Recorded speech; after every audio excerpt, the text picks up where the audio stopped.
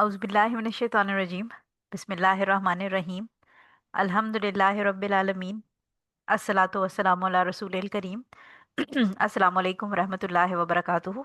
उम्मीद है आप सब खैरियत से होंगे। और कल वाली क्लास के दोनों जो सेक्शन थे, छोटे छोटे सेक्शन थे, आई थिंक एक 17 मिनट्स का था और एक 13 मिनट्स का था, वो आपने सुन लिए होंगे। और कल फिर हमने जो सेक्शन स्टार्ट किए थे वो क्योंकि आराम से रिलेटेड थे, तो हमने ये बात की थी कि आज हम जो प्रोहिबिशंस हैं और कमांड्स हैं कि प्रिपरेशंस कैसे करनी है आराम की, क्या क्या चीज़ें मना है, इंशाल्लाह वो वाला बाब आज आज हम शुरू कर रहे हैं। और उर्दू में इसका जो बाब का नाम है वो एहराम और इसके मुतल्लिक़ अमूर का बयान, ये हम इंशाल्लाह आज शुरू कर रहे हैं। 14 हदीसें हैं तकरीबन इसके अंदर, और इंशाल्लाह आज हम 593 से लेके 599 तक करेंगे। 7 हदीसें इंशाल्लाह करेंगे। छोटी छोटी हदीसें हैं, कोई कॉम्प्लेक्स उसके अंदर रूलिंग्स नहीं है, बड़ी सिंपल है, हदीस पढ़ के ही रूलिंग समझ आ जाएगी। और कल नहीं बल्कि सॉरी नेक्स्ट वीक जो है वो हम जो बाकी की 7 हदीसें हैं वो इस वाले सेक्शन की करके इंशाल्लाह ये सेक्शन कंप्लीट कर लेंगे, ताकि कोशिश मेरी यही है कि हम रमज़ान से पहले पहले ये हज वाला सेक्शन कंप्लीट कर लें इंशाल्लाह। तो अब हम पीडीएफ पे जाते हैं। अपनी पीडीएफ में देखिएगा आप, हदीस नंबर 593 है। अब्दुल्ला इब्ने उमर रज़ी अल्लाह ताला अन्हो से ये रिवायत है। वो रिवायत करते हैं कि रसूल सल्लल्लाहु अलैहि वसल्लम ने अल्लाह के रसूल सल्लल्लाहु अलैहि वसल्लम ने नहीं लब्बैक पुकारा मगर सिर्फ मस्जिद के पास। बुखारी और मुस्लिम की ये हदीस है, और ये जो मस्जिद का जिक्र है ये जुल हुलैफा की मॉस्क के बारे में बात हो रही है। अच्छा, इसकी जब हम डिटेल पढ़ते हैं तो बेसिकली ये जो तलबिया के बारे में बात हो रही है, और मिकात, क्योंकि हमने ये बात कल पढ़ ली थी कि जुल हुलैफा जो है वो मदीना से आने वाले जो लोग हैं उनके लिए मिकात है। और हुजूर सल्लल्लाहु अलैहि वसल्लम तकरीबन ज़ोहर के टाइम पे वहाँ पहुँचे थे, और ज़ोहर की उन्होंने फिर 2 फ़र्ज़, क्योंकि ट्रैवलिंग में थे तो 2 फ़र्ज़ अदा किए, और उसके बाद उन्होंने आराम पहन के नियत अपनी वहीं पर कर ली और तलबिया पढ़ना शुरू किया। अब इसके अंदर थोड़ा सा जो सहाबा हैं उनके डिफरेंट आपको अकवाल मिलेंगे, यानी जब हम इसी सिचुएशन से रिलेटेड बहुत सारी डिफरेंट सहाबा की हदीसें देखते हैं तो उसके अंदर हमें डिफरेंट डिफरेंट ओपिनियन मिलते हैं। यानी कुछ सहाबा की जो ओपिनियन है वो है कि उन्होंने जो मस्जिद है वहाँ से ही पढ़ना शुरू कर दिया। कुछ कहते हैं कि वो अपने माउंट के ऊपर, यानी जो कैमल था उस पर जब बैठे तब उन्होंने पढ़ना शुरू कर दिया।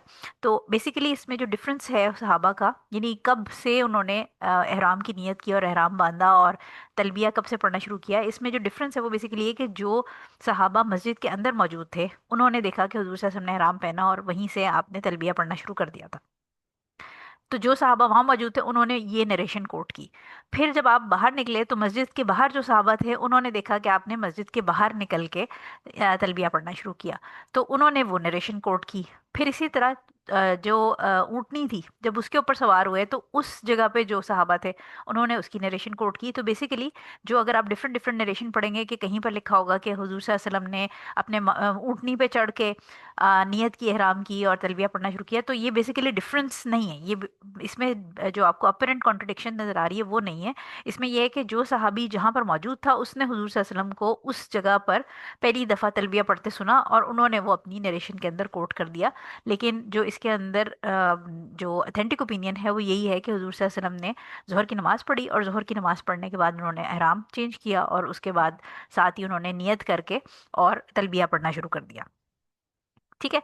सो इसलिए ये डिफरेंस अगर आप कहीं पढ़ेंगे तो आपको ये क्लियरली समझ आ जाना चाहिए। अच्छा, अब आगे हमारे पास एक और हदीस आएगी जिसके अंदर इसकी प्रूफ मौजूद है, लेकिन जनरली लोगों को पता है कि तलबिया को लाउडली रिसाइट करना सुन्नत है मर्दों के लिए। ठीक है, औरतों के लिए नहीं, लेकिन मर्दों के लिए उसको लाउडली रिसाइट करना, यानी इसमें आगे हमारे पास एक हदीस भी हमें मिल जाएगी। सो ये सुन्नत है। और एक इम्पॉर्टेंट चीज़ इसमें ये देख लीजिए कि जो भी शख्स अगर कहीं से ट्रेवल करके आ रहा है और जो मिकात है वहाँ पर उसने अपनी जो एहराम वगैरह है वो चेंज करना है और नियत करनी है, तो उसमें फिर प्रेफरेबल ये है कि वो अगर तो किसी नमाज के टाइम वहाँ पहुँचे, जैसे हुजूर सल्लल्लाहु अलैहि वसल्लम ज़ोहर के टाइम पहुँचे थे तो उन्होंने पहले नमाज़ पढ़ी है और नमाज़ पढ़ के फिर एहराम चेंज करके और फिर उन्होंने तलबिया पढ़ना शुरू कर दिया है, यानी नियत उन्होंने फिर वहीं से कर ली जुल हुलैफा से। और अगर कोई और शख्स ऐसी टाइम पे पहुँचे जहाँ पर नमाज का टाइम नहीं हुआ, यानी अगर बीच के किसी टाइम में पहुंचे कि ज़ोहर असर वगैरह का टाइम नहीं है और जमात नहीं हो रही वहाँ पर, तो फिर वो मस्जिद में तहियातुल मस्जिद अदा कर सकता है। तहियातुल मस्जिद अदा करके और उसके बाद फिर वो एहराम चेंज करके और जो नियत है अपनी वो कर ले मिकात से। तो यानी ये हाईली रिकमेंडेड है कि वो तहियातुल मस्जिद तो ऑब्वियसली जब मस्जिद में आप एंटर हो रहे हैं तो फिर आपने पढ़नी पढ़नी है, और अगर वहाँ कोई जमात हो रही है तो फिर आप जमात की नमाज पढ़ लें। यानी इहराम की नियत करने से पहले नमाज जो पढ़ना है वो अगर वक्त की नमाज है तो वक्त की नमाज पढ़ लें, और अगर आप वक्त की नमाज अवेलेबल नहीं है तो तहियातुल मस्जिद पढ़ के और फिर इहराम की नियत करें। तो ये हाईली रिकमेंडेड सुनना है। ठीक है। सो ये 593 नंबर हमारी हो गई, छोटी सी हदीस थी। 594 पे हम चलते हैं। 594 नंबर हदीस हमारे पास खल्लाद बिन साइब अब अपने बाप से रिवायत करते हैं कि रसूल सल्लल्लाहु अलैहि वसल्लम ने फरमाया कि जिब्रील अलैहिस्सलाम मेरे पास आए और मुझे हुक्म दिया कि मैं अपने सहाबा को हुक्म दूं कि लब्बैक कहते हुए अपनी आवाज़ों को बुलंद करें। इसे पांचों ने रिवायत किया है, इमाम तिरमिजी और इमाम इब्न हिब्बान ने इसे सही करार दिया है। अच्छा, अब ये अगेन हम पीछे बात कर चुके हैं, इसके अंदर कोई एक्स्ट्रा बात नहीं है, और सुन्नत है, सुन्नत का अमल है कि मर्द हजरात जो है वो तलबिया ऊंची आवाज़ में पढ़ें, लेकिन इसमें कोरस की फॉर्म में नहीं पढ़ना। यानी ये नहीं है कि जैसे आपने देखा होगा इंडिया पाकिस्तान में बहुत सारी नातें पढ़ी जा रही होती हैं तो वो कोरस की फॉर्म में, यानी सारे लोग मिल के एक लय में उसको पढ़ रहे होते हैं। तो ये वाला काम नहीं करना, हर शख्स अपने ओन पे तलबिया पढ़ेगा, और इसमें मोनोटनस या यानी आप मोनोटनस से मुराद मेरी ये कि सारे इकट्ठे जैसे एक एक ग्रुप बना के एक जिक्र हो रहा होता है, वो वाला काम नहीं करना। ऑन योर ओन हर शख्स, हर मर्द तलबिया पढ़ेगा और ऊंची आवाज़ में पढ़ेगा। ये और बात है कि वो ऑब्वियसली जब इतने सारे मर्द हजरात पढ़ रहे होते हैं तो अपेरेंटली आपको ऐसे लगता है कि वो एक कोरस फॉर्म में पढ़ रहे हैं, लेकिन इंडिविजुअली हर बंदा पढ़ रहा है, और उसमें कोई ग्रुप जिक्र या ग्रुप वाली चीज़ नहीं है। हर बंदा अपने ओन पे लाउड आवाज़ में मर्द हजरात पढ़ेंगे। और ये कि फिर जब आप वैसे टीवी पे देखें या कभी वहाँ पर एक्सपीरियंस करें तो फिर आपको सुनने में ऐसा लगता है कि वो शायद कोरस में है, लेकिन वो कोरस में होता नहीं है। ठीक हो गया। सो इसके अंदर और कोई एक्स्ट्रा बात नहीं है। अच्छा जी, नेक्स्ट पे आ जाएं। 595। 595 नंबर हदीस हमारे पास जैद बिन साबित रजी अल्लाह ताला अन्हो से रिवायत है कि नबी करीम सल्लल्लाहु अलैहि वसल्लम ने एहराम बांधने के वक्त कपड़े उतारे और गुस्ल किया। इसे तिर्मिजी ने रिवायत किया है और इसे हसन करार दिया है। अच्छा, अब क्योंकि हम जैसे जैसे ये पढ़ रहे हैं तो इसमें हमें ये पता चल रहा है कि एहराम कहाँ से करना है। मिकात तो हमने पढ़ लिया था, फिर उससे पहले अगर आप मस्जिद में हैं तो ऑब्वियसली नमाज अदा कर लें, वो एक हमने बात एक्स्ट्रा पढ़ी। फिर मर्दों के लिए आवाज़ लाउड करना, ये हमने नई बात पढ़ी।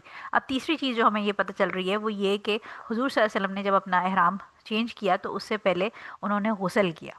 ठीक है, तो गुस्ल जो करना है ये अगेन फ़र्ज़ नहीं है लेकिन मुस्तहब है। फ़र्ज़ सिर्फ उस केस में होगा ऑब्वियसली कि अगर कोई किसी जैसे जनाबत की हालत में है, या कोई खातून है जिनके पीरियड्स ख़त्म हुए हैं और अब वो मिकात के पास पहुंची हैं तो वो ऑब्वियसली गुस्ल करेंगी।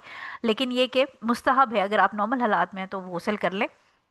उसकी रीज़न क्या है एहराम में एंटर होने से पहले गुस्ल करने के लिए, कि ऑब्वियसली हम एक इबादत के अमल में दाखिल हो रहे हैं। तो जैसे नॉर्मली हम ये कहते हैं कि आप मस्जिद भी जब जा रहे हैं, जैसे जुम्मे की नमाज है उसके अंदर जो गुस्ल जुम्मे के दिन है, वो जो नमाज पढ़ने जा रहा है उसके लिए फ़र्ज़ है, ऑब्लिगेटरी है। उसकी रीज़न ये है क्योंकि अगर उसकी बॉडी से स्मेल आएगी और वो जुम्मे की नमाज़ पढ़ने जा रहा है तो वहाँ पर जितने लोग हैं उनके लिए वो जुम्मा पढ़ना मुश्किल हो जाएगा। लिहाजा जो ख़वातीन घर पे बैठी हैं वो अगर गुस्ल करना चाहें तो वो कर सकती हैं, उनके लिए कोई ऑब्लिगेशन नहीं है। लेकिन अगर कोई शख्स जुमा पढ़ने जा रहा है तो वो ऑब्लिगेटरी एक्ट हो जाएगा उसके लिए। और स्पेशली अगर उसकी बॉडी स्मेली है, यानी उसको पसीने का प्रॉब्लम है, बॉडी ओडर का प्रॉब्लम है, तो उसके केस में ऑब्लिगेटरी हो जाएगा। अदरवाइज अगर किसी ने नॉर्मली सुबह के टाइम नहा लिया है, जैसे ऑफिस जाते हुए लोग नहा लेते हैं, तो फिर वो जुम्मे की नमाज के लिए उसमें हाईली रिकमेंडेड होगा कि वो दोबारा शावर ले ले। लेकिन अगर किसी की बॉडी स्मेली है तो उस केस में हमने ये पढ़ा था कि उसमें ऑब्लिगेशन है कि वो जुम्मे का की नमाज जमात से पढ़ने से पहले गुसल करके जाए, ताकि वहाँ पर जो लोग हैं वो उसकी बॉडी ओडर के साथ ऑफेंस ना फील करें, ऑफेंसिव ना हो वो। तो इसी तरह क्योंकि ऑब्वियसली हमें पता है कि हज एक फ़िज़िकल एफर्ट भी है, उसके अंदर भाग दौड़ होती है, उसके अंदर फिज़िकली ट्रैवलिंग है, आपकी एग्जर्शन है, पसीना आता है उसमें, और स्पेशली इतने सारे लोग होते हैं, रश होता है। तो लिहाजा इट्स हाईली रिकमेंडेड कि आप इहराम की नियत करने से पहले गुस्ल कर लें। और गुस्ल क्यों, मतलब नॉर्मल शावर भी आप ले सकते हैं, लेकिन क्योंकि गुस्ल ऑब्वियसली इटसेल्फ एक इबादत है, जब आप नॉर्मल शावर भी गुस्ल की इंटेंशन से करते हैं और सारे आप सुन्नत के तरीका जो वज़ू करके और जो पूरा सुन्नत का गुस्ल का तरीका वो करते हैं, तो उसका एक्स्ट्रा रिवॉर्ड है। तो इसलिए इट्स हाईली रिकमेंडेड, मुस्ताहब अमल है कि आप इहराम से पहले अपने आप को इबादत के लिए तैयार करने के लिए गुस्ल करें, और हुजूर सल्लल्लाहु अलैहि वसल्लम ने भी ऐसा किया था, तो ये सुन्नत का अमल है। ٹھیک ہے. اور اس کا مقصد اگین وہی تھا کہ اگر جسم پہ اگر کوئی مٹی لگی ہے، کوئی پسینہ آیا ہوا ہے، کوئی ایسی چیز ہے جو دوسروں کے لیے اور ایون آپ کے اپنے لیے بھی، کیونکہ obviously آپ خود بھی جب بھاگ دوڑ کریں گے تو اریٹیشن ہوتی ہے بندے کو، اور اگر جسم پہ پسینہ آ جائے یا ریشز پڑنے لگ جاتے ہیں، بہت سارے لوگ ہیں جن کی اسکن سینسیٹیو ہوتی ہے، تو اس کیس میں یہ highly recommended medical point of view سے بھی آپ کی اسکن ہے کے لیے، آپ کی اوور آل کمفرٹ کے لیے بھی بڑا ضروری ہے. اسی طرح اگر آپ احرام کی تیاری کر رہے ہیں تو اس میں آپ اپنے احرام باندھنے سے پہلے، نیت کرنے سے پہلے آپ جو نیلز اپنے کاٹنے ہیں وہ بھی کاٹ لیں. اس کے علاوہ اگر کسی کو انوانٹیڈ ہیئر ہیں، کوئی پیوبک یا انڈر آرم کے ہیئر، جو کہ ہمیں پتہ ہے کہ 40 ڈیز اس کا کٹ آف ٹائم ہے میکسیمم، تو وہ بھی اتار لیں. کیونکہ اگین وہی بات ہے کہ اگر انڈر آرمس میں بال ہوتے ہیں تو اس کے ساتھ پسینہ زیادہ آتا ہے اور اسمیل بھی زیادہ آتی ہے. تو یہ جو ایکسٹرا کام ہے، یعنی آپ ایک سمجھیں کہ یہ پریپریشن فار احرام کے اندر آ جائے گا، جس کے اندر غسل کر لیں، ساتھ آپ اپنے ناخن کاٹ لیں. ناخن کاٹنے کا فائدہ یہ بھی ہوتا ہے کہ بہت دفعہ اس طرح کی پرابلمس کریٹ ہو جاتی ہیں کہ ناخن ٹکر لگی تو چپ کر گیا یا اکھڑ گیا، اس قسم کے مسئلے. تو اگر آپ کے نیلز کٹے ہوں گے آلریڈی تو پھر یہ والے مسئلے مسائل نہیں ہوں گے اس میں اکھڑنے، یا کیونکہ ناخن یوزلی اکھڑتا ہے یا چپ اسی وقت کرتا ہے جب وہ اپنے نیل بیڈ سے باہر نکلا ہو. اسی طرح جو انڈر آرمز یا انڈر لیگس کے بال ہیں وہ بھی صاف کر لیں. تو یہ ساری آپ کی پریپریشنس کے اندر آ جائیں گے، تاکہ ایک تو آپ فریش فیل کریں گے، اور دوسرا یہ کہ ہم ایک ایسی عبادت کرنے جا رہے ہیں جو شاید بہت سارے لوگوں کے لیے زندگی میں once in a lifetime opportunity ہوتی ہے. تو ایسے کیس میں اللہ تعالیٰ کے سامنے حاضر ہونے کے لیے we have to prepare our self to look best, یعنی اپنا جو بیسٹ ہم پریپریشن، یعنی یہ بالکل ایسی ہے جیسے آپ کسی صدر یا وزیر اعظم سے ملنے جا رہے ہوں تو آپ اپنا بیسٹ تیاری دیں گے. آپ اپنے بال، اپنے جسم نہا دھو کے، صاف ستھرے کپڑے پہن کے، ناخن صاف کر کے. کوئی بھی آپ ایسی اپرچونٹی نہیں چاہیں گے کہ جہاں پر جو بڑا بندہ ہے اس سے آپ ملنے جا رہے ہیں تو وہ ڈس لائک کرے آپ کی کسی چیز کو. تو اسی طرح جب ہم اللہ تعالیٰ سے ملنے جا رہے ہیں، اور یہ بہت سارے لوگوں کے لیے زندگی میں ایک اکلوتا موقع ہوتا ہے حج کا، تو اس کیس میں اپنا بیسٹ پریپیئر کرنا بہت ضروری ہے. اسی طرح جو مرد حضرات ہیں وہ احرام میں انٹر ہونے سے پہلے جسم کے اوپر اگر باڈی اسپرے یا کوئی فریگرنس لگانا چاہتے ہیں تو وہ لگا سکتے ہیں. عورتوں کے لیے ہمیں پتہ ہے کہ آلریڈی منع ہے اس طرح، کیونکہ جب انہوں نے گھر پہ ہوتی ہیں تو اور بات ہے، لیکن پبلک میں جانے میں عورت کو منع ہے کہ وہ فریگرنس نہیں لگائے گی، کیونکہ اس کی فریگرنس اگر اسپیشلی کوئی نان محرم سونگ لے گا تو اس کے اوپر بڑی اسٹرکٹ حضور صلی اللہ علیہ وسلم نے وارننگ دی ہوئی ہے. تو لہٰذا مردوں کے کیس میں جو خوشبو لگانا ہے وہ سنت ہے، لیکن اس کو احرام کے کپڑوں پہ نہیں لگانا، گارمنٹس پہ نہیں لگانا. اس کی ریزن یہ ہے کہ احرام کے کپڑوں کے اوپر اگر وہ لگے گی تو پھر وہ آتی رہے گی، کنٹینیوسلی آتی رہے گی. لیکن جب آپ جسم پہ کوئی باڈی اسپرے یا باڈی میسٹ یا اس ٹائپ کی کوئی چیز لگاتے ہیں تو وہ امیڈیٹلی یو فیل فریش، لیکن تھوڑی دیر کے بعد پھر وہ نارمل آپ کی نارمل ہو جاتی ہے، نہیں وہ اس طرح الگ سے خوشبو نہیں آتی. تو مرد حضرات نہا کے غسل کر کے اور فریگرنس لگا سکتے ہیں، اپنی جسم پہ لگائیں گے، کپڑوں پہ، احرام پہ نہیں لگائیں گے.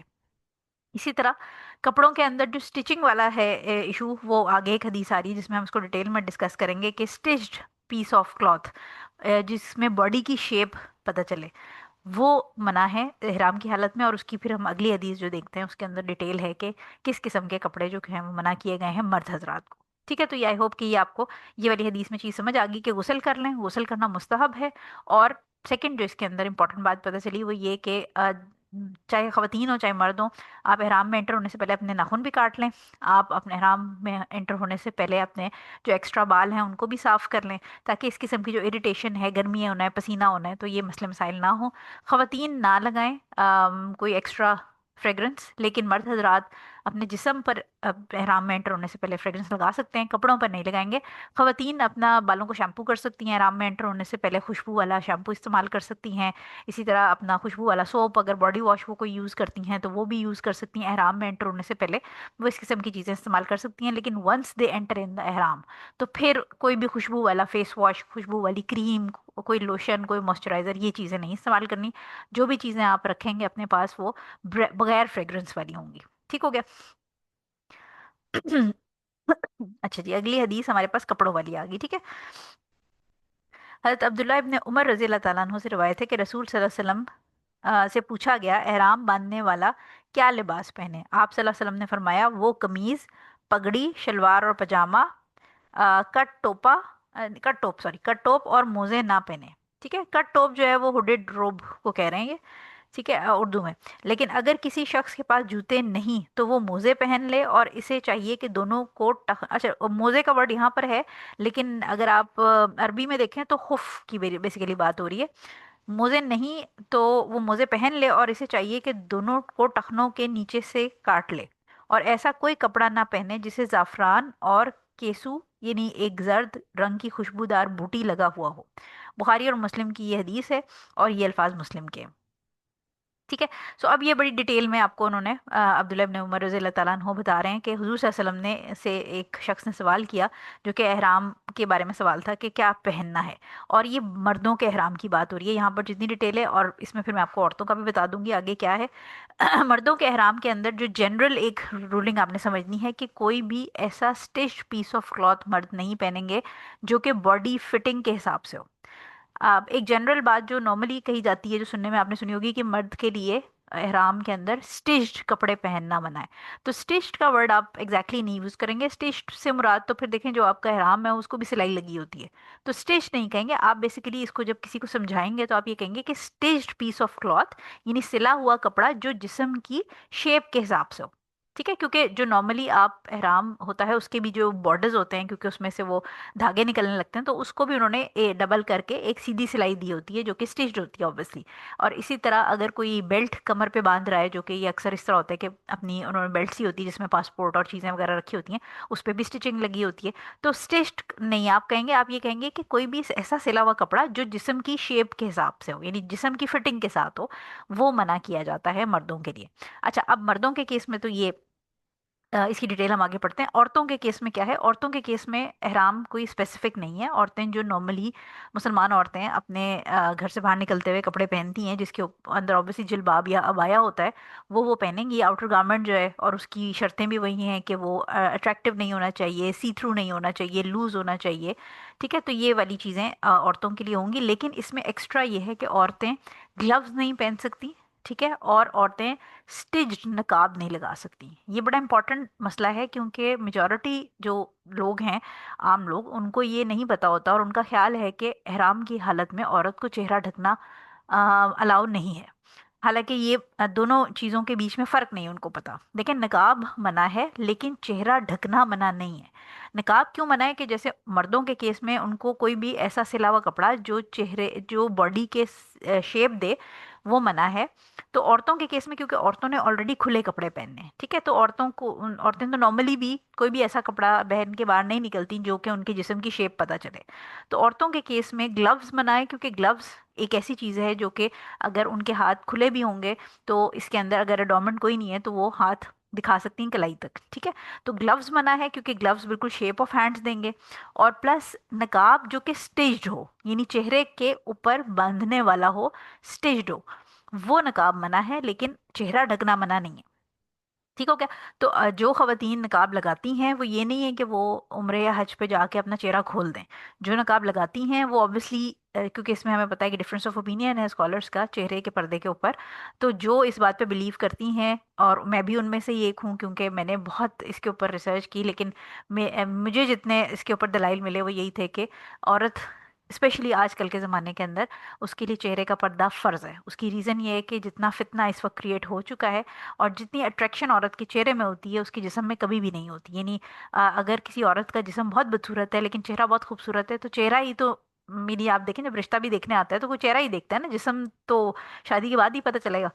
تو اس لیے چہرے کا پردہ جو خواتین کرتی ہیں وہ نقاب نہیں یوز کریں گی، لائک اسٹیج جو نقاب ہوتا ہے، جو سلا ہوا ہوتا ہے، جیسے سعودی نقاب ہوتا ہے، یا کسی بھی قسم کے جو آپ ہاف نقاب یوز کر رہے ہیں الاسٹک وغیرہ والا، تو وہ آپ نہیں یوز کریں گے، لیکن آپ چہرے کو ڈھکیں گے۔ آپ چہرے کو کیسے ڈھکیں گے؟ چہرے کو آپ اپنے جو آپ نے سر پہ حجاب باندھا ہوا ہے اس کی جو ٹیل ہوتی ہے، اس کا جو مطلب جو ہینگنگ ٹیل ہوتی ہے، اس کو آپ چہرے کے اوپر کر کے، اور سائڈ پہ جو آپ نے جہاں پر حجاب باندھا ہوا ہے اس کے اندر ٹک ان کر لیں۔ اس طرح بھی کر سکتے ہیں۔ اسی طرح اگر آپ نے خمار لیا ہوا ہے تو آپ کا جو خمار ہے وہ یوزلی جارجٹ کا ہوتا ہے، اور جارجٹ کے اندر اس طرح ہوتا ہے کہ باہر سے انسان کو نظر نہیں آتا کہ آپ نے جارجٹ کا جیسے اگر آپ چہرے پہ آگے کی طرف کھینچ کے وہ ڈالیں گے تو باہر سے لوگوں کو آپ کا چہرہ نہیں نظر آئے گا، لیکن جارجٹ کے اندر سے آپ دیکھ سکتے ہیں۔ تو یہ کچھ اس طرح کے فیبرکس ہوتے ہیں جو خمار کے فیبرکس ہوتے ہیں، اور اس میں خاتون اس کے اندر سے باہر دیکھ سکتی ہیں لیکن باہر سے کوئی نہیں دیکھ سکتا. تو آپ یہ کر سکتے ہیں کہ آپ اپنا جو خمار ہے اس کو آگے گھونگھٹ کی طرح سلائڈ کر لیں، فرنٹ کے اوپر کھینچ لیں. کیونکہ حضرت عائشہ رضی اللہ تعالیٰ عنہ کی جب ہم ڈیٹیل پڑھتے ہیں حج کے موقع پہ، تو وہ یہی کہتی ہیں کہ جب ہم ہمارے قریب سے نامحرم مرد گزرتے تھے تو ہم جو اپنا وہ ہوتا تھا خمار کہہ لیں آپ اس کو، وہ ہم آگے ڈال لیتے تھے چہرے پہ، اور جب وہ گزر جاتے تھے تو ہم اس کو اوپر کر لیتے تھے. تو اب کیونکہ زمانہ اس طرح کا ہے کہ اس زمانے میں تو تھوڑے مطلب اتنا رش نہیں ہوتا تھا، اب تو اس طرح والا سچویشن ہی نہیں ہے کہ نامحرم گزر گئے تو آپ اٹھا لیں. اب تو وہاں پر آپ کو پتہ ہے حرم میں بہت زیادہ رش ہوتا ہے، تو خواتین اس طرح آرام سے کر سکتی ہیں کہ اپنے جو حجاب کی ٹیل ہے اس کو ہاتھ سے بھی آپ چہرے کے اوپر رکھ سکتی ہیں، اور اس کو آپ جو جہاں پر آپ نے باندھا ہوا ہے اپنا پن کر کے حجاب، اس کے اندر سائڈ پہ گھسا سکتی ہیں. ٹھیک ہے، ٹکن کر سکتی ہیں. اور پلس یہ کہ اپنے خمار کو بھی آپ آگے گھونگھٹ کی طرح نکال سکتی ہیں، تو وہ بھی کمفرٹیبل رہے گا. ٹھیک ہے. اچھا، اس کے اب ہم ڈیٹیل دیکھ لیتے ہیں.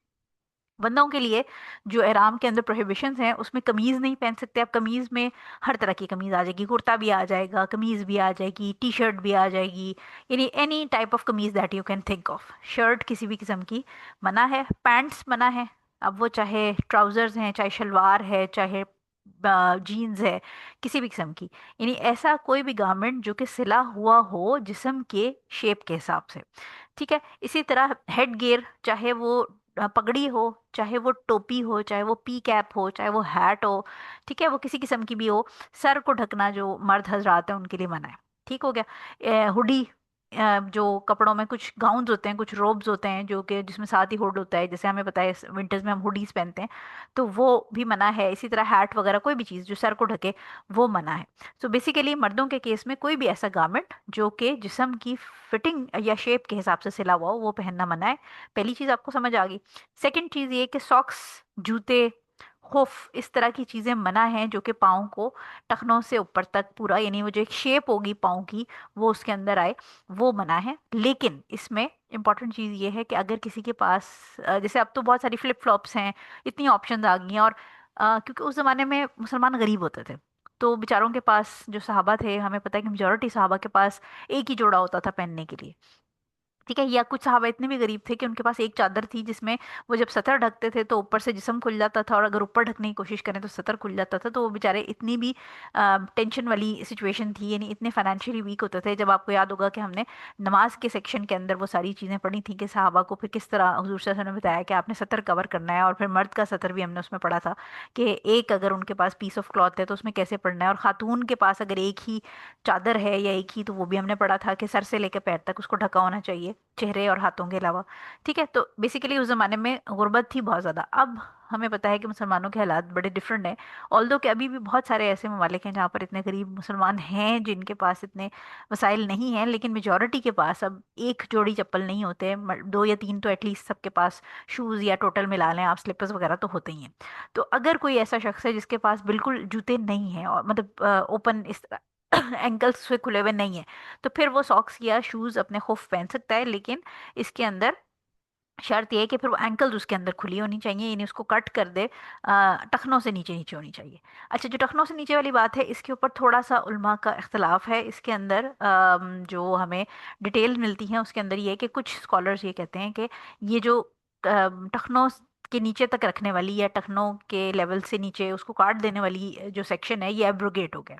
لیکن یہ کہ اس میں راجع کال یہی ہے کہ اس کو جو اگر آپ کے پاس نہیں ہے کوئی اور جوتے پہننے کے لیے، اور آپ کے پاس خف ہیں یا لانگ شوز ہیں یا ساکس ہیں اس طرح کے، تو پھر آپ اس کو اینکل سے نیچے تک کٹ کر دیں. اینکل سے نیچے سے کٹ کرنے سے مراد یہ کہ آپ کی اینکلز اس میں، مردوں کی بات ہو رہی ہے، ایکسپوزڈ ہونے چاہیے.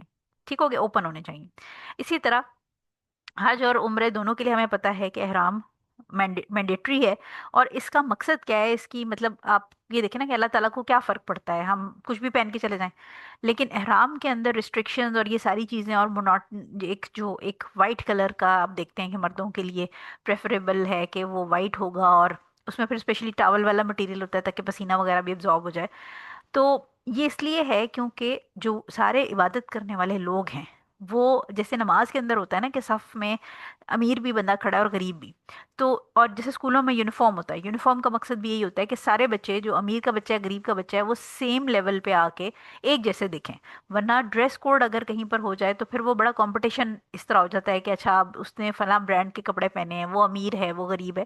تو لہٰذا مقصد احرام کا ایک ون آف دا وزڈم یہ بھی ہے کہ جو عبادت کے لیے جتنے لوگ آئے ہیں وہ سارے ایک جیسے لگیں، اور وہ سارے اللہ تعالیٰ کے سامنے، یعنی وہاں پر فیشن ٹرینڈ والی کوئی چیز نہ ہو، اور سب لوگ سمپلسٹ آف کلودنگ کے اندر وہاں پر موجود ہوں، اور وہاں پر آپ کے جو دماغ ہے اس میں سے دنیا کی لالچ، دنیا کا شو آف، ریاکاری، یہ سب چیزیں نکل جائیں، اور بالکل ہمبلنس آپ کے اندر آ جائے۔ تو اس لیے رام کے اندر سب یونیفارمٹی جو والی چیز ہے وہ ایک ون آف دا وزڈم اس کی یہ ہے۔ لاسٹ اس میں پوائنٹ یہ ہے کہ فریگرنس نہیں لگانی، کیونکہ اس میں بتا دیا گیا کہ زعفران یا جو اس طرح کی کیسو بوٹی وغیرہ ہے جس میں خوشبو ہو وہ نہیں یوز کرنی، اور obviously اب ہمارے پاس کرنٹ دور میں پرفیومز ہیں اور مختلف قسم کے عود ہیں، اور ڈفرینٹ ہمارے ایون فیبرک سافٹنرز اور اس طرح کی بھی چیزیں ہیں جس میں بہت فریگرنس ہوتی ہے، تو اس طرح کی چیزیں آپ نے احرام کو دھونے کے لیے بھی نہیں استعمال کرنی، ٹھیک ہے؟ یعنی فریگرنس والی چیزیں مین اینڈ ویمن، ایون خواتین بھی کوشش کریں کہ جو جب جا رہی ہیں تو اپنے پاس جو بھی ڈٹرجنٹ وغیرہ ہے، جیسے ابایا ہوتا ہے وہ ایٹ لیسٹ دو ہوتے ہیں آپ کے پاس، تو آپ کا فریگرنس فری ڈٹرجنٹ لے کے جائیں، تاکہ اگر آپ اس کو وہاں پر دھوتی بھی ہیں تو اس میں خوشبو نہیں ہونی چاہیے بالکل بھی، کیونکہ وہ آپ نے جو بھی کپڑے پہنے ہیں وہ آپ کا احرام ہے۔ تو اس لیے جو آپ سوپ رکھ رہے ہیں، جو آپ کریمز رکھ رہے ہیں، جو بھی چیز رکھ رہے ہیں اس میں خوشبو نہیں ہونی چاہیے، میک شور کہ آپ فریگرنس فری چیزیں لے کے جائیں، ٹھیک ہو گیا؟ اچھا جی، اب اگلی حدیث پہ آ جاتے ہیں۔ اگلی ہے ہمارے پاس 597۔ 597 ہمارے پاس حضرت عائشہ رضی اللہ تعالیٰ عنہا سے روایت ہے کہ احرام باندھنے سے پہلے میں رسول صلی اللہ علیہ وسلم کو احرام کے وقت اور احرام کھولنے کے وقت خوشبو لگاتی تھی، اس سے پہلے کہ آپ صلی اللہ علیہ وسلم بیت اللہ کا طواف کریں۔ بخاری اور مسلم کی حدیث ہے، اور اگین وہی بات جو ہم نے پہلے کی تھی کہ جو پرفیوم ہے وہ احرام کی نیت کرنے سے پہلے جسم پر لگائیں، احرام پہ نہ لگائیں، اور جب آپ احرام کھول لیں یا احرام کی جو لینینسی آ جاتی ہے اس کے اندر، طواف زیارت بیسیکلی اس کے اندر بات ہو رہی ہے، تو اس کے اندر آپ خوشبو لگا سکتے ہیں، آلدو کہ وہ کمپلیٹ احرام نہیں کھلتا، لیکن یہ کہ احرام باندھنے سے پہلے آپ جسم پہ لگا سکتے ہیں، اور احرام کھولنے کے بعد بھی آپ خوشبو کا استعمال کر سکتے ہیں، لیکن جو آپ کے احرام کی حالت ہے اس کے اندر آپ خواتین اور مرد دونوں خوشبو نہیں استعمال کریں گے۔ سو یہ ایک اس کو ہم پہلے ڈسکس کر چکے ہیں۔ 598 حضرت عثمان بن عفان رضی اللہ تعالیٰ عنہ سے روایت ہے کہ رسول صلی اللہ علیہ وسلم نے فرمایا، احرام والا نکاح نہ کرے اور نہ نکاح دے اور نہ منگنی کرے۔ مسلم کی یہ حدیث ہے۔ اچھا، اب یہ نئی ریسٹرکشن ہمیں کیا پتہ چلی کہ نکاح سے ریلیٹڈ، شادی سے ریلیٹڈ کوئی بھی کام جو کہ نارمل حالات میں حلال ہے، احرام کے اندر حرام ہو جائے گا، ٹھیک ہے؟ یعنی شادی نہیں ہو سکتی احرام کی حالت میں، اسی طرح کسی اور کی شادی نہیں کرائی جا سکتی احرام کی حالت میں، کہ اگر وہاں پر آپ کو کوئی اپنی بیٹی کے لیے لڑکا پسند آ گیا یا بیٹے کے لیے بہو پسند آ گئی ہے تو آپ وہاں پر، یا کسی اور آپ کے ساتھ بھانجا گیا ہوا تھا اس کی وہاں پر کوئی لڑکی سمجھ آ گئی ہے، تو کسی اور کی بھی شادی آپ نہیں کرا سکتے، پرپوز بھی نہیں کر سکتے، منگنی نہیں کرا سکتے، بات پکی نہیں کرا سکتے، ایون اگر آپ کی اپنی بیٹی شادی وہاں پر اگر ہو رہی ہے، جیسے اگر کوئی وہاں رہتا ہے سعودیہ میں ہی، تو وہ اس کے ولی نہیں بن سکتے، فادر اگر احرام کی حالت میں تو ولی نہیں بن سکتا وہ اس کا، یعنی کوئی بھی آپ شادی نہ خود کر سکتے ہیں، نہ کرا سکتے ہیں، نہ رشتہ دے سکتے ہیں، اس قسم کی شادی والی کوئی ایکٹیویٹی نہیں۔ اور اس کا مقصد کیا ہے؟ مقصد یہ ہے کہ آپ اس وقت فوکس کریں، کیونکہ یہاں پر پرپز اس وقت اگین وہی بات کہ once in a lifetime میں بھی اپرچونٹی ہے حج کی، تو سارا فوکس عبادت پہ ہونا چاہیے۔ یہ جو دنیا کے کام ہیں جو نارملی ہمارے لیے حلال ہیں عام ٹائم میں، وہ پرمیسیبل نہیں ہوں گے احرام کی حالت میں، ٹھیک ہے؟ تو کسی کو آپ مطلب کسی کا کام بھی نہیں کروا سکتے، اور نہ خود اپنا کچھ کام شادی سے ریلیٹڈ کر سکتے ہیں۔ اسی طرح again husband and wife obviously اگر وہ دونوں حج پہ گئے ہوئے ہیں تو وہ کوئی اپنے جو ازدواجی تعلقات ہیں وہ قائم نہیں کر سکتے احرام کی حالت میں، وہ منع ہے۔ تو یہ جو ساری چیزیں یہ شادی کے گرد گھوم رہی ہیں، یعنی ہسبینڈ وائف آپس میں انٹیمیٹ نہیں ہو سکتے، اسی طرح کسی کا رشتہ نہیں کرانا، کسی کو پرپوز بھی نہیں کرنا احرام کی حالت میں۔ اس سے ریلیٹڈ بالکل آپ نے یہ اپنے دماغ کو صاف رکھنا ہے کہ شادی والی کوئی بھی چیز، رشتہ کرانے والی، پروپوزل والی، منگنی والی، یا کسی کو کسی کا پیغام پہنچانے والی، یہ کوئی کام آپ نے نہیں کرنا۔ کمپلیٹلی فوکس کرنا ہے اپنی عبادت پہ، اپنی صلاح پہ، اپنے جو بھی اذکار ہیں اور جو ریچولز ہیں حج کے، اس کے اوپر. اور یہ اگین ہمارے پاس اس کا پروف آ گیا کیونکہ حضور صلی اللہ علیہ وسلم نے یہ چیزیں منع کر دی ہیں. اور پروہیبیشنس جو آپ نے احرام کی حالت میں ہیں اس میں اب ہمیں کیا کیا پتہ چل گئی. خوشبو نہیں لگانی، جو اسٹچڈ فٹنگ کلوتھس ہیں یعنی جو جسم کی شیپ کے ایک سلے ہوئے کپڑے ہیں وہ مردوں کے کیس میں منع ہے، اور عورتوں کے کیس میں گلوز اور سلا ہوا نقاب منع ہے. منہ کو ڈھکنا منع نہیں ہے عورتوں کو. ٹھیک ہے، یہ آپ کو پتہ چل گیا. غسل کر لیں پہلے، یہ ہائیلی ریکمینڈڈ ہے. پلس اپنے جو ایکسٹرا انوانٹیڈ ہیئر ہیں ان کو صاف کر لیں، نیلز پہلے سے کٹ کر لیں. خوشبو لگانا چاہتے ہیں مرد تو جسم پہ لگائیں، کپڑوں پہ نہ لگائیں. آرام کی حالت میں انٹر ہونے سے پہلے پہلے. خواتین اگر باڈی شاور جیل یا شیمپو خوشبو والا یوز کرنا چاہتی ہیں احرام میں انٹر ہونے سے پہلے پہلے کر لیں. احرام کے بعد ان میں سے کوئی بھی چیز استعمال نہیں ہوگی. اچھا جی، اس کے بعد لاسٹ حدیث آج کی ہمارے پاس آ جاتی ہے جس میں ہمیں ایک اور پروہیبیشن پتہ چلے گی، لیکن یہ ایکچولی کنیکٹڈ ہے اگلی حدیث 600 نمبر کے ساتھ جو ہم اگلے ہفتے کریں گے. تو مین رولنگ آپ کو ادھر سے مل جائے گی، لیکن جو 600 والی جب ہم جو اگلے ہفتے کریں گے وہ تھوڑی سی اس کے ساتھ کنفیوزنگ ہوگی، جس کی ایکسپلینیشن میں آپ کو نیکسٹ ویک ہی دوں گی انشاءاللہ. تو آج کی جو ہماری حدیث لاسٹ ہے وہ ہے ابو قتادہ انصاری رضی اللہ تعالیٰ عنہ سے. یہ روایت ہے ان کے جنگلی گدھے کو شکار کرنے کے قصے میں جبکہ انہوں نے احرام نہیں باندھا تھا. روایت کرتے ہیں کہ رسول صلی اللہ علیہ وسلم نے اپنے صحابہ سے فرمایا اور وہ احرام والے تھے. یعنی جو ابو قتادہ رضی اللہ تعالیٰ عنہ تھے یہ انہوں نے احرام نہیں باندھا تھا، اور جو باقی صحابہ تھے وہ احرام کی حالت میں تھے. اور حضور صلی اللہ علیہ وسلم ان سے پوچھ رہے ہیں کہ کیا تم میں سے کسی نے اسے حکم دیا تھا یا اس کی طرف کسی چیز سے اشارہ کیا تھا؟ انہوں نے کہا نہیں. آپ صلی اللہ علیہ وسلم نے فرمایا پس کھاؤ اس کے گوشت سے جو بچ گیا ہے. بخاری اور مسلم کی یہ حدیث ہے. اچھا، اس کی جو ڈیٹیل ہے وہ یہ ہے کہ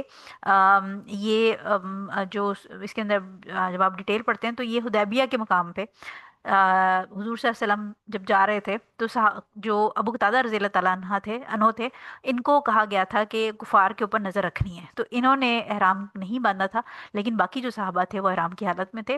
اور جو جنگلی گدھا ہے اس کو انگلش میں جب آپ دیکھتے ہیں تو وہ زیبرا، وہ ان کو وائلڈ نظر آیا تھا کیونکہ وہ احرام کی حالت میں نہیں تھے، تو انہوں نے اس کا شکار کیا. اور جو باقی صحابہ تھے obviously انہوں نے کوئی ان کو اپنی لاٹھی وغیرہ بھی نہیں دی، انہوں نے کوئی ہیلپ نہیں کی ابو قتادہ رضی اللہ تعالیٰ عنہ کو. اور پھر جب حضور صلی اللہ علیہ وسلم سے انہوں نے پوچھا کیونکہ صحابہ obviously انہوں نے اس کو پکڑا تھا زیبرا کو اور اس کے بعد اس کو ذبح کیا اور اس کا گوشت اویلیبل تھا. تو صحابہ نے سوال کیا حضور صلی اللہ علیہ وسلم سے اس بارے میں کہ جو احرام کی حالت ہے اس کے اندر کیا حکم ہے اس طرح شکار والی چیز کو کھانا اور یہ ساری چیز. تو حضور صلی اللہ علیہ وسلم نے ان سے یہ سوال کیا، یعنی ان سے ڈیٹیل پوچھی کہ کیا تم میں سے کسی نے اس جو جنگلی گدھا تھا اس کی طرف اشارہ کیا یا ابو قتادہ رضی اللہ تعالیٰ عنہ کو، کیونکہ حضرت ابو قتادہ رضی اللہ تعالیٰ عنہ تو احرام کی حالت میں نہیں تھے. تو حضور صلی اللہ علیہ وسلم نے جواب دینے سے پہلے، یعنی صحابہ نے جب ان سے کوشچن کیا تو حضور صلی اللہ علیہ وسلم نے جواب دینے سے پہلے ان سے یہ کوئری پوچھی. اور اگین اس سے ایک رولنگ بھی ہمیں ملے گی. انہوں نے پوچھا پہلے کہ کیا تم میں سے کسی نے اس کو ہیلپ آؤٹ کیا تھا، کیا تم میں سے کسی نے اس جنگلی گدھے کی طرف اشارہ کیا تھا یا کوئی ویپن سپلائی کیا تھا جیسے ڈنڈا وغیرہ کوئی چیز دی تھی. تو انہوں نے اشارے میں انہوں نے جواب دیا صحابہ نے کہ نہیں، ہم نے کچھ ہیلپ نہیں کیا تھا، نہ ہم نے اس کو پرووک کیا تھا. تو پھر حضور صلی اللہ علیہ وسلم نے ان کو حکم دیا کہ اچھا تم پھر جو گوشت آیا ہے وہ کھا سکتے ہو. ٹھیک ہے، تو اس سے ہمیں یہ پتہ چلتا ہے کہ ڈیورنگ احرام کی حالت میں شکار کرنا منع ہے. یعنی کسی بھی قسم کی ہنٹنگ جو ہوگی اینیمل یا برڈز کی وہ احرام کی حالت میں ممنوع ہے، پروہیبیشن ہے. اور اس کی ریزن یہ ہے کہ سورہ مائدہ کے اندر ہمیں آیت نمبر 95 اور 96 کے اندر حکم ہے کہ جو احرام کی حالت ہے اس کے اندر شکار کا گیم نہیں کھیلنا. ٹھیک ہو گیا.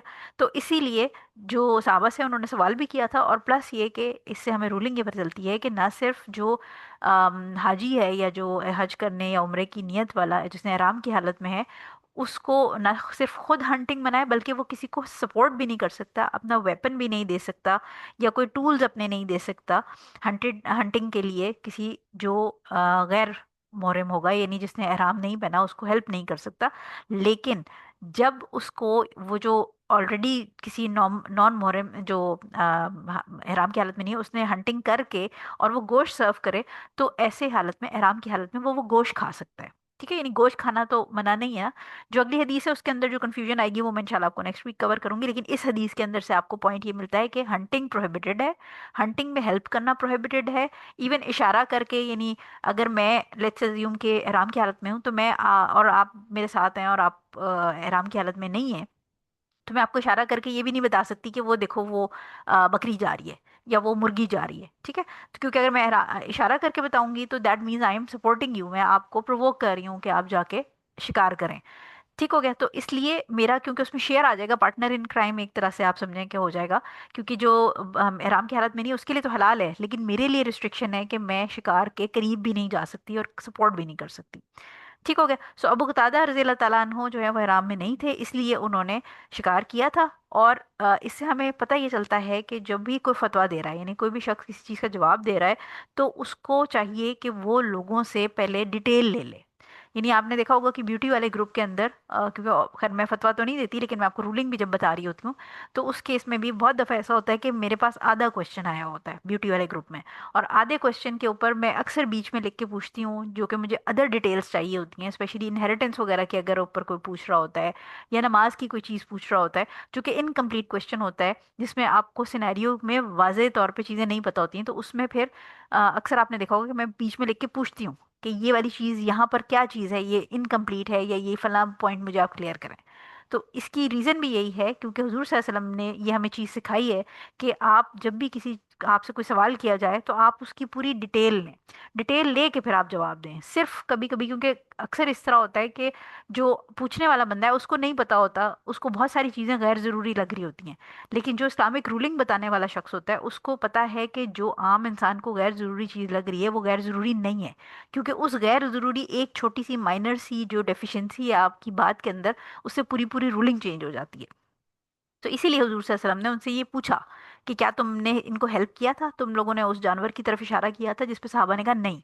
क्योंकि अगर उन्होंने इशारा भी किया होता और हुजूर सल्लल्लाहु अलैहि वसल्लम ये ना पूछते और उनको इजाज़त दे देते, तो उस केस में रूलिंग चेंज हो जानी थी, जो कि हम आगे नेक्स्ट वीक इंशाल्लाह पढ़ेंगे। तो इसलिए कभी भी किसी से, अगर आपको जितना आपने पढ़ भी लिया है और अगर आपसे कोई इस्लामिक रूलिंग पूछे, तो आप उससे जो माइनर डिटेल्स हैं वो भी ज़रूर पूछें। उसकी रीज़न ये है कि कभी कभी जो आपको या एक आम बंदे को माइनर डिटेल लग रही होती है, उसकी बेसिस पे पूरी पूरी रूलिंग चेंज हो जाती है। ठीक हो गया। सो ये हमारी आज की लास्ट हदीस थी, जिसके अंदर हमने ये डिस्कस किया कि हंटिंग को असिस्ट करना और हंटिंग इटसेल्फ करना ihram की हालत में प्रोहिबिटेड है। और अगर हंटिंग किसी और ने की है, कोई और शिकार करके लाया है जिस जो ihram की हालत में नहीं है, और उसने आपको खाना सर्व किया है जिसमें वो लेट्स अज्यूम देसी मुर्गा उसने कढ़ाई जो है वो यानी ज़िबा की और उसके बाद उसने सर्व की, हंटिंग देसी मुर्गा खैर हंटिंग तो नहीं होता, लेकिन लेट्स अज्यूम के कोई तीतर बटेर है जो हंट किया है उसने, और आपको उसने खाना पेश किया, तो वो आप खा सकते हैं। ठीक हो गया। अगली हदीस इंशाल्लाह जो 600 वाली है, उसके अंदर थोड़ा इसी टॉपिक से रिलेटेड हल्का सा ट्विस्टेड चीज़ है, जो कि इंशाल्लाह नेक्स्ट वीक हम पढ़ेंगे, तो फिर मैं आपको वो भी क्लियर कर दूंगी कि, लेकिन आपने याद ये रखना है कि उसके अंदर भी ट्विस्ट इसीलिए होगा क्योंकि अगर आप पार्टनर इन क्राइम होंगे और आपने कहीं पर किसी को हेल्प किया है हंटिंग में, तो फिर हदीस की रूलिंग चेंज हो जाएगी। ठीक है। सो ये हमने आज कर ली है माशाल्लाह 7 हदीस, इंशाल्लाह नेक्स्ट वीक हम बाकी की 7 कर लेंगे। और आई होप कि इजी थी हदीसें, आपको समझ आ गई होंगी। जो पढ़ा है उसको रिवाइज कीजिएगा और कोशिश करें कि पिछली वाली चीज़ें भी साथ के साथ रिवाइज करते रहें। अदरवाइज यूजुअली होता है कि 6-8 महीने गुजरेंगे तो आपको पिछली वाली चीज़ें भूलने लग जाएंगी। ठीक हो गया। तो क्योंकि माइनर माइनर चीज़ें, जैसे अभी आप ये देखें ना कि हमने वो जो जुम्मे के गुस्ल वाली बात की है, उसके अंदर बहुत छोटी सी बात थी ना, क्योंकि अगर आपको याद होगा तो उसमें उलमा का हमने पढ़ा था कि इख्तिलाफ है, डिफरेंस ऑफ ओपिनियन है कि ये जो गुस्ल है ये फ़र्ज़ है या ये सुन्नत है। जुम्मे का गुस्ल की बात हो रही है, तो उसकी डिटेल हमने वेरी फाइन डिटेल पढ़ी थी कि अगर किसी की जिस्म में से बदबू आ रही है तो उसको जुम्मे की नमाज पे जाने से पहले गुस्ल करना फ़र्ज़ है। और ख़वातीन जो घर में बैठी हैं उनके लिए नहीं है, क्योंकि वो प्राइमरीली उसका पर्पस क्या था कि वो जुम्मे की नमाज के लिए था। तो ये जो छोटी छोटी चीज़ें हैं ये मिक्सअप भी होती हैं, क्योंकि जब आप बहुत टाइम बीच में गैप देंगे तो आप मिक्सअप कर देते हैं, और कभी कभी आप ऑल द वे रूलिंग भूल जाते हैं। तो इसलिए पीछे की चीज़ों को ज़रूर रिवाइज करते रहा करें। मेरी रिवीजन आप लोगों के साथ भी होती रहती है, और ब्यूटी के ग्रुप के अंदर जब रिपीटेड क्वेश्चन आते रहते हैं तो उससे भी हो जाती है अल्हम्दुलिल्लाह। लेकिन क्योंकि हम सब लोग स्टूडेंट ऑफ नॉलेज हैं, कोई एडवांस है, कोई बिगनर है, कोई इंटरमीडिएट लेवल पे है, तो ऑब्वियसली, और अल्लाह ताला हमारी जहनों को आखिरी सांस तक चलता रखे, बट ऑब्वियसली इंसानी जहन है, उसकी एक कैपेसिटी है, उसमें बहुत सारी चीज़ें हैं जो भूल जाता है बंदा, या बहुत सारी चीज़ें हैं जो आपके कहीं बैक ऑफ द माइंड चली जाती हैं, तो उनको रिफ़्रेश करते रहा करें ताकि चीज़ें आपको याद रहें, डेली एक्टिविटीज़ ऑफ लाइफ के अंदर जो हमारे डेली फिक्र रूलिंग्स हैं वो याद रहें। तो जज़ाकल्लाह खैर फॉर अटेंडिंग। इंशाल्लाह अब नेक्स्ट वीक मुलाकात होगी, तब तक के लिए ख्याल रखिएगा। सुब्हानक अल्लाहुम्मा व बिहम्दिका अशहदु अल्ला इलाहा इल्ला अंता अस्तगफिरुका व अतूबु इलैक। अस्सलाम वालेकुम वरहमतुल्लाहि वबरकातुहू।